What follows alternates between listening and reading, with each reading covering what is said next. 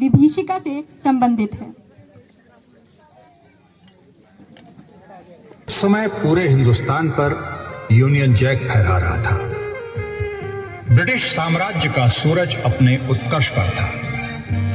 धीरे धीरे लाल होता हुआ हिंदुस्तान का नक्शा अब पूरी तरह लाल हो चुका था। मुगलों, मराठों और सिखों की शक्ति टूट चुकी थी। राजाओं, महाराजाओं, शहंशाहों, नवाबों और जागीरदारों ने हार मानकर अपने हथियार डाल दिए थे, लेकिन सामान्य हिंदुस्तानी ने हार नहीं मानी थी।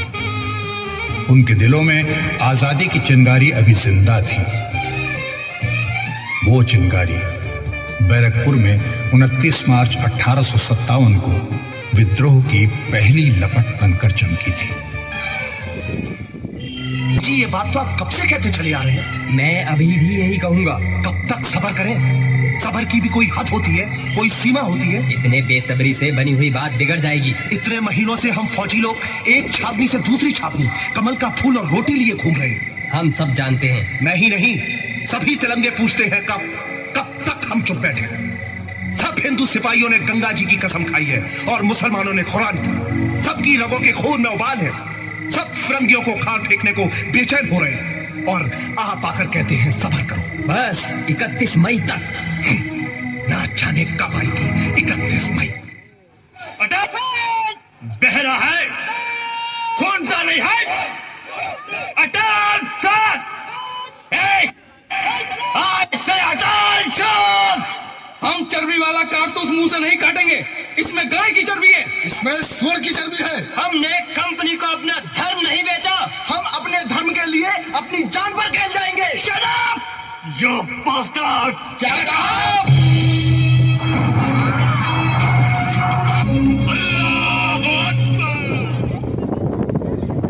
हिंदुस्तान के लिए ब्रितानी सरकार जैसी रिप्रेजेंटेटिव सरकार की मांग है, जिसमें मेजॉरिटी की हुकूमत होती है।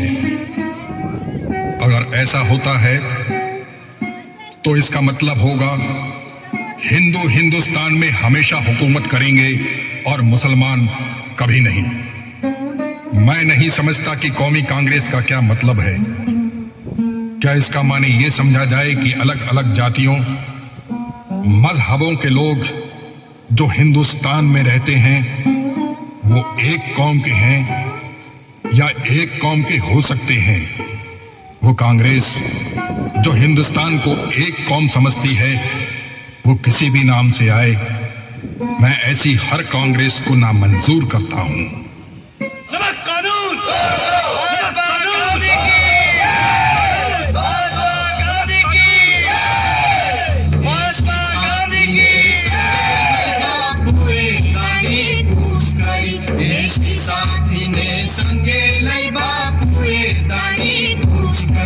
मीठू चोरों पकड़ाया सो गोराए आंखों लाल करिए साथी ने संगे लई बापुए दानी कुछ करी देश नहीं दावनल प्रगट्यो लाखों ललकार करी देश नहीं दावनल प्रगट्यो लाखों ललकार करी झुका गयो जंगे लोको ना जानता इधर कार करिए साथी ने संगे लई बापुए गाड़ी पूछ कर साथी ने संगे लई बापुए गाड़ी पूछ करी।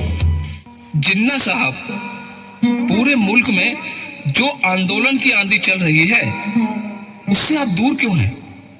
प्लीज हमें बताएं, आप इसमें क्यों नहीं हैं? Why should I be in it? आप कांग्रेस के अरसे तक मेंबर रहे हैं। So what? 60,000 से ज्यादा सत्याग्रही इस समय जेलों में हैं। विदेशी कपड़ों के बहिष्कार से सूती कपड़े का इंपोर्ट टैक्स 1/4 रह गया है। बंबई की 16 मिलें जिनके मालिक अंग्रेज हैं बंद हो गई है। ऐसे मौके पर जब मुकम्मल आजादी के लिए जंग छिड़ी है, आप खामोश हैं। ये मुकम्मल आजादी के लिए मूवमेंट नहीं है, इसलिए हमने गांधी के साथ आने से इनकार कर दिया है। ये मूवमेंट है हिंदुस्तान के 7 करोड़ मुसलमानों को हिंदू महासभा का मोहताज बनाने का। मेरे देश देश के बहादुर सिपाहियों, दूर पहाड़ियों, नदियों और जंगलों के उस पार हमारी भारत माता है। वो बंदी है, गुलामी के जंजीरों से जकड़ी वो रो रही है। तुम लोग उसकी सिसकी सुन रहे होगे। वो अपने बच्चों को बुला रही है, उनसे कह रही है कि मेरे बच्चों आओ, आकर मेरी जंजीरें काटो, मुझे आजाद करो। भारत मां के बच्चे तुम लोग हो, तुम जाओगे उसे आजाद करने, तुम जाओगे उसे आजाद करने। मैं तुमसे कुछ वादा नहीं करता, सिर्फ एक वादा।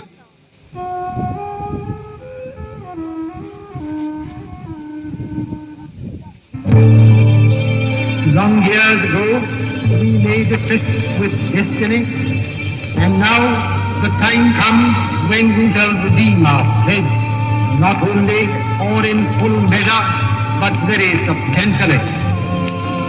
At the stroke of the midnight hour, when the world sleeps, India will awake to life and freedom.